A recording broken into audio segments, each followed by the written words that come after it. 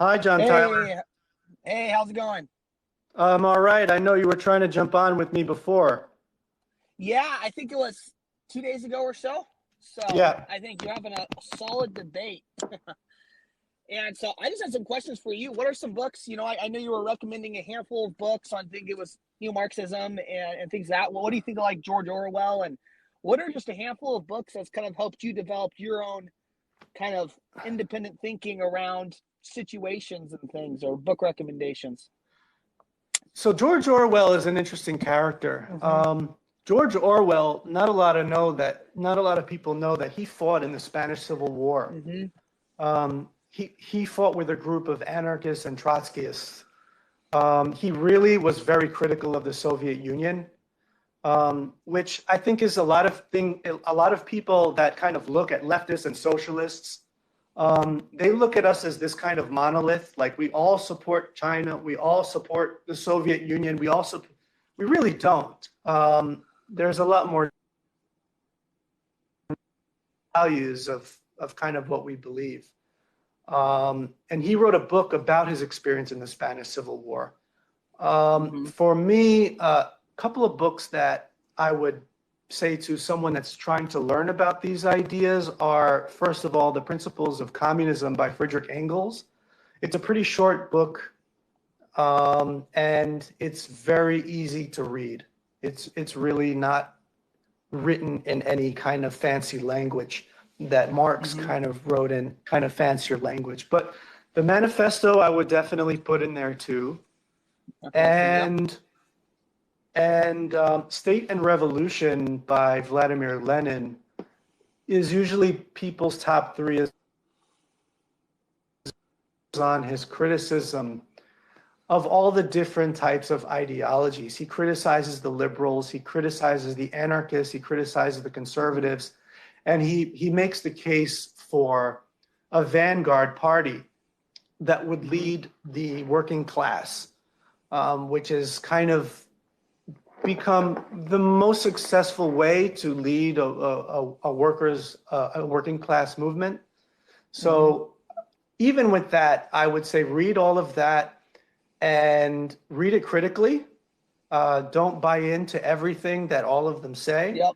But try to take, because for me, I learned a lot from that. I'm a former conservative. I was a Republican until I was 22. I Mm-hmm. didn't tell that guy that. I was a Yep. Republican until I was 22. And then I Yeah. was a liberal, like just Democrat, vote whoever, blue no matter who, up until Yep. I was in my early 30s. Uh-huh. And I'm very much a conservative. Would as far as the Republican Party, I'm not proud not proud of what a lot of they're doing. I feel like a lot of them don't have backbones. Because me as a conservative, and I understand why I'm a conservative, what my values, vote based off values, and there's very simple reasons why I voted for Donald Trump, versus the latter, and why I don't support the majority of maybe the liberal, you know, party, Okay. in a lot of ways. And so but it's just getting it over around in perspective too, because, I read George Orwell, 1984, just to try to understand your guys' point of view, I guess, too, because, obviously, just like you said, I mean, there's this polarization, a very unhealthy polarization of what's going on in the world, this division that's happening to where we can't have um, good dialogue. And it's because the level of understanding is so is so one-sided, and I'll tell you right now, the majority of liberals are better educated and are better communicators quite often I found, which is frustrating as a conservative because I'm working on that myself. So um what else is kind of giving you life views as far as kind of what made you switch from maybe being a conservative Republican to more on the liberal side? Okay, so I grew up in a conservative family. Both my parents were Republicans, and you kind of grow up just kind of agreeing with your family. And I'm half Latin American. And something that is kind of interesting to my story is that I am a great nephew of a brutal Latin American dictator. Okay. Okay. Uh-huh.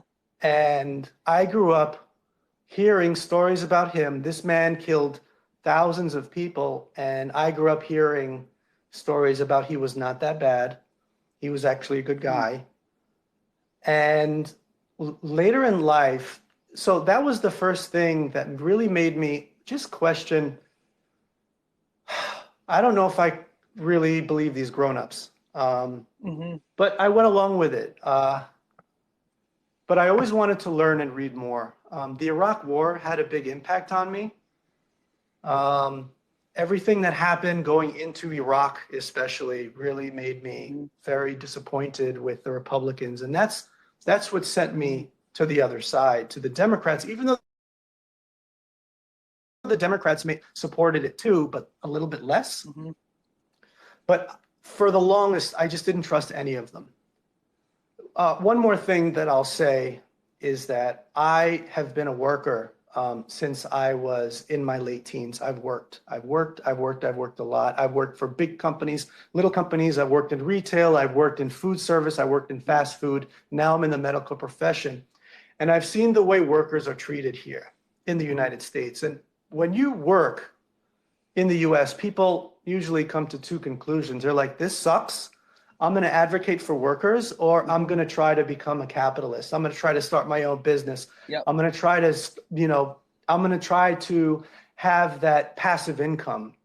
And a lot of times that passive income comes from being a landlord Mm-hmm. or being an owner. And I always chose the side of I'm going to advocate for workers. And one more thing that I'll say is that someone told me like years ago, you should read the Communist Manifesto. Believe me, what's in it is not what we've been told. Uh-huh. And I read it, and a lot of what I read just kind of blew my mind. And it wasn't what I was told by the Mm-hmm. media, by my family. And then I just From went the on this journey. conservatives. From the Yeah, conservatives, correct? Yeah. liberals and conservatives. I feel like liberals and conservatives are really very anti-communist, anti-socialist. I know conservatives look at liberals as like this kind of left thing, but really, in terms of economics, we can even look at Joe Biden and his history of racism, his history of support for like deregulation of financial markets. Yep. He Uh-huh. was really thought of as a conservative Democrat. That's why they made him the VP for Obama, because Obama was thought Yep. to be this radical. They said, let's put a Radical. conservative Democrat in there. Yep. Yep. So I just have had experiences. I've been to Cuba. I've spoken to people in all these different countries. And I do it not not with the idea that I fully buy into everything. I'm always asking, as you are now, tell me what you think and tell me why you think this. And let me try to Mm-hmm. understand both sides before I form an opinion. And the conclusion I came to is that I want to see a society where workers are in power of the government, Mm-hmm. where I can run for office and I don't need to be a millionaire or back to my millionaires. I want Uh-huh. to see I want to see companies where instead of shareholders buying stock, I want to see where the workers are the owners of the companies, especially these large ones. I Mm-hmm. don't, an Amazon worker can't buy Amazon stock. Amazon stock Nope. is like $3,000 a share. Yep. The Yep. workers live under an economic dictatorship. Mm-hmm. And I think that we could have a better system. And one Mm-hmm. more thing about Latin America and being related to a Latin American dictator, learning about capitalism in the third world really horrified me because we have had decades of progress in the United States of workers Mm-hmm. fighting for things like the 8-hour workday and the 5-day work week. In Latin Yep. America, if you fight for that, you'll be killed, you'll be assassinated. Union leaders are regularly killed in Latin America. If a government elects a left-leaning president, he'll be assassinated or overthrown immediately. So they don't have that progress. And I've been to these countries and I've seen Mm-hmm. like real capitalism without Mm-hmm. everything that we have here. And that's Yep. what brought me to this conclusion. Yep. There's so much I can go to that, because I've heard it said before, never take advice from somebody that's never left home, right? And a lot of people, I think, especially with social media, especially with this app, which is awesome because we're able to have dialogue and 170 people are able to hear a conversation, which is pretty incredible. And there's so much Yeah. I can go into that, you know. And if you don't mind me asking too, just to try to understand too, is like, do you have maybe a personal faith, religion, or do you consider yourself an atheist or agnostic atheist or? So I was raised Catholic. I really try to live my life like by the teachings of the Gospels. Mm-hmm. But I'm really turned off right now to organized Christianity. Mm-hmm. But I also have a daily meditation practice. I read Bible stories with my kid.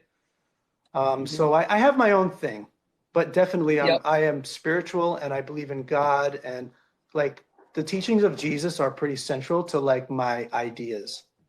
Yep. Your values. Yeah.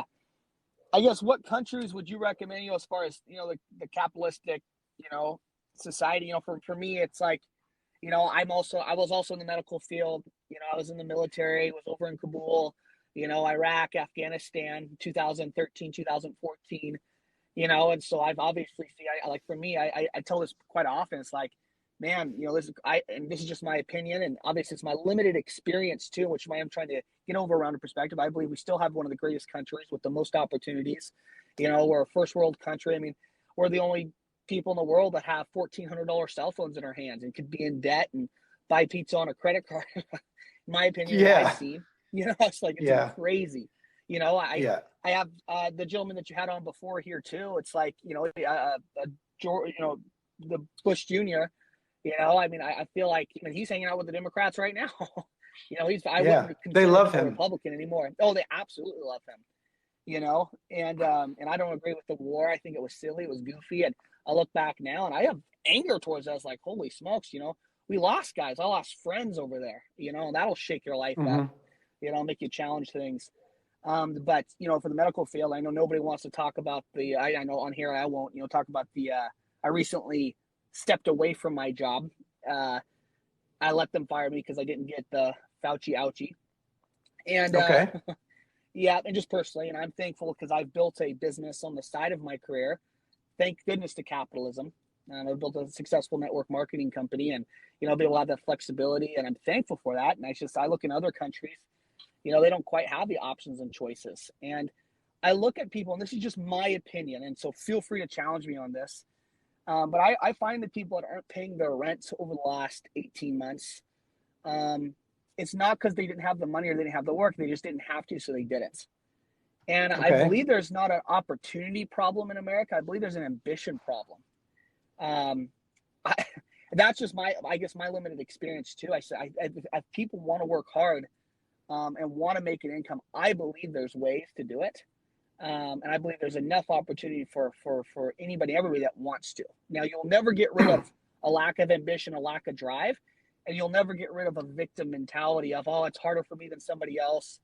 And what are your thoughts on that? For me, what it makes me think of is Marx had certain principles that he would really discuss a lot. And one of his principles was called worker alienation.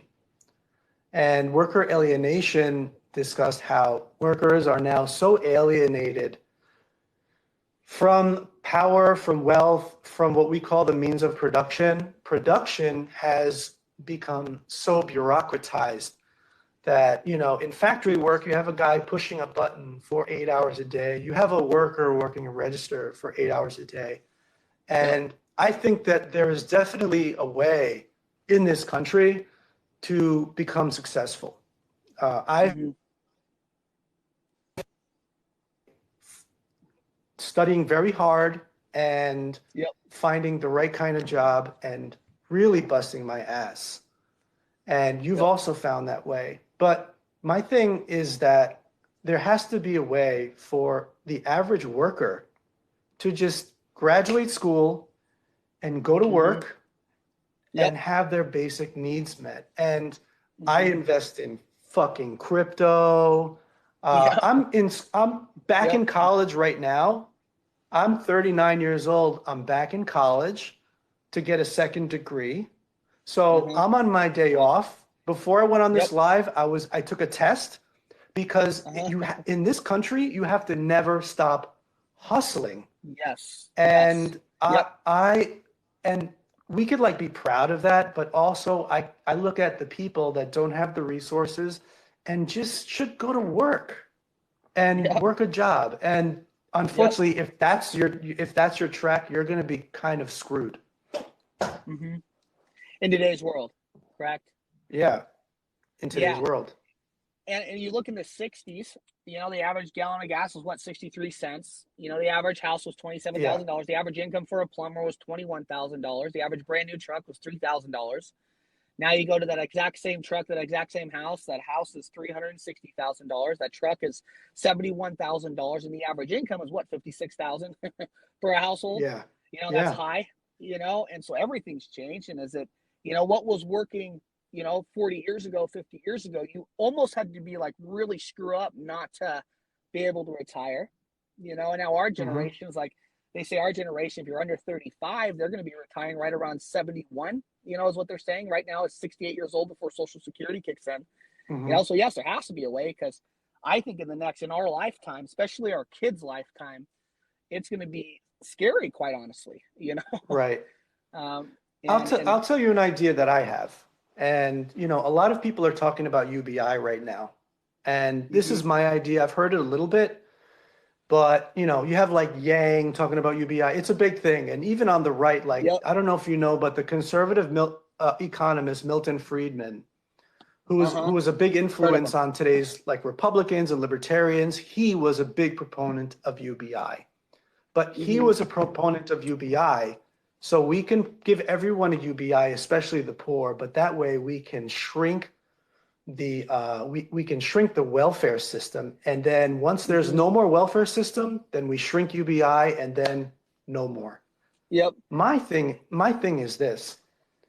One problem that has happened, I will admit, under socialism and in socialist societies is that a lot of times people are not uh, they're not encouraged to start their own business, and you feel like, Mm-hmm. so what am I'm going to start my own business and then I'm just going to have to give it to the workers at some Mm-hmm. point. Yep. What am I going to do then? I'm just shoved out of my business that I created. Yep.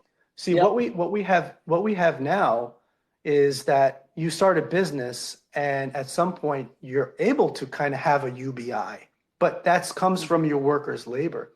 I think in a society that I would want to see, you can get a UBI, and it wouldn't be off the labor of your workers, but at a certain point you grow your company, your firm to such a large size, and you would get a Mm-hmm. UBI instead of it coming from your workers' labor.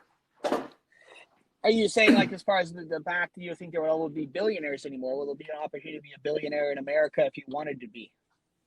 If I that type think of mentality. I think that every single billionaire right now is a billionaire due to the labor of the workers under them. They're not a billionaire due to their work. There Mm-hmm. are millionaires who are workers, but once you get Yep. to that echelon of billionaire, it's Yep. 100% from the workers' labor. Yep. And this might get me into trouble because I don't fully understand this idea, especially like UBI. I just believe that it could be such a big problem long term, and I don't even know why I believe that yet. So that's where I, kind of educate. Yeah. But I look at maybe like Amazon, for instance, and obviously those people work for Amazon. They could work for Amazon, which that's what they currently choose to do, or they can go get a job in a better industry that's going to pay them more. And, are we not, again, if Jeff Bezos, he's hired a lot of people, he's created a lot of jobs. In fact, if Yeah. Amazon wasn't there, where would all those people work? Right? Either somewhere or nowhere, Hmm. And so, like, obviously he pays them what, $34,000 a year if they work full time, which is not a lot, you know, Yeah. but Yeah. they have agreed upon that. And this is like where, even with that gentleman, it's like, yeah, I can understand them getting paid more, but if, as an example, this is not to downgrade anybody, but if you pump gas, it's like, yes, it's okay to get paid, 13.40 an hour, I mean, you'll be okay. Uh-huh. That's your choice, go do something else or Right. work harder or develop a skill set, bring more value, because people want to get paid more without bringing value. Me as an entrepreneur, I bring value, and the more value I bring, there's this really good book that I recommend everybody reading, and it's kind of a fiction book. It's called The Go-Giver. The stratospheric laws of success. How much value do you Hmm. add, and what's the quality of that? How many people do you add value to, and what's the quality of the value in what you add? So how many people do you add Okay. value to? If you have value to one person, it's very limiting. But if you learn how to add more value, not everybody's going to do this, and that's a very Right. capitalistic mindset. How many Yeah. people can I add value to? Because the more value I give, the more I'll receive. That mentality. And why is Right. Jeff Bezos a billionaire? Well, because in other countries he probably couldn't do this the way that he's done it, but he's given a lot of value to people. We all use Amazon. We all Right. have it on our phone. So I mean, I look at it like this. I look at the way things have gone, especially in the last 40 years. In the time where our parents were our age, the yep, entire US was using a different economic system based on John Maynard Keynes, the economist, who rewrote the entire economy. And we used those yep. policies up until the late 70s, early What was 80s. that? And Sorry, what was his name? Sorry about that. John What was his Maynard name? Keynes, John Maynard John Maynard. Keynes, Keynes. And Boom. in the late 70s, early 80s, we abandoned those policies and we started using what is called neoclassical or neoliberal policies. And it's much more hands off the economy. And especially Reagan deregulated. When you were a kid, I'm sure you remember this because I think you and I are a similar age. Every town or city had their own retail stores. You go Yep, from one city to another, yep, yep. and they got their own stores, they got their own things. There was more manufacturing. Neoliberal or neoclassical policies changed all of that. And now every city looks the same. It has Walmart, Mm-hmm. they might have an Amazon warehouse, they have all the Yep, same stuff. And yep. what I'm saying is that there there are just not as many jobs as there used to be. And Mm-hmm. people have to work at retail, they have to work in food service, they have to work in a warehouse. People like me, I said, I'm going to get into the medical field because I don't see Yep. too many other options to make a good living for myself. You became an Mm-hmm. entrepreneur, but we both really read the writing on the wall and we both Yep. went into very, very good fields. But like I Yep. said, the average worker might not have that much hustle and they might Yep. just go to work at Amazon. Amazon is only going to hire them part-time most of the time. Yep. So they're not going Yeah. to even have the opportunity for benefits. And they might work at Amazon. My cousin's girlfriend works at Amazon and at Disney in Orlando. Okay. And it's hard, Uh-huh. it's just really hard. Yep. So yeah, I get that. Well, really appreciate the book recommendations, and I'm gonna learn and come back, and we'll have more discussions on this. So I'd be yeah, happy to. And I'll just tell you one more thing, because you watched that yeah, last debate. yeah, And yep, I really appreciate the way you communicate. I love to listen. But when that guy started yelling at me and cursing at me, uh, yep, all respect went out the window. And I'm uh-huh, not going to let someone do that. It's not going to be a respectful debate after that. You know what I mean? yep, absolutely, 100%. I've realized this, and this is even with a lot of people. Real quick too, like I have 7 brothers and sisters, so come from a relatively large family, and we're all kind of scattered, well raised, great upbringing. And my brother, I consider myself a Christian. I have a personal relationship with Jesus Christ, which I think that's where I drive my strength, my ambition, my values, how I make decisions. My brother got turned away, I think, from the faith. He became an agnostic atheist because of that bull rushing mentality of this is what I believe, cussing, cursing, judgments, and it's just we're never going to have a productive conversation or see each other's point of view, because I think that's also where that polarization comes from too that we're talking about. This great divide that happens is because there's not a lot of listening. I think that's what makes you different. Probably why I follow you. It's because you are a listener and a teacher in a way. Willing to have a productive conversation. I think with the right heart. Because there's mindset, there's heart set, there's soul set. And if you have to master those three if you want to connect with people. So Yeah. yeah, Yeah, definitely. Well, I also learned from you. I appreciate you coming on, and a lot of the things you said made a lot of sense. So I appreciate yeah, that. yeah. All Appreciate you right. letting me on. So talk to you All soon. right. Thank you. Absolutely. Bye. All right, guys, I'm going to jump off, but thank you so much. I enjoyed that. I don't know if you did too, but I like getting on here once or twice a week, and give me a follow if you want to see more. Thank you so much.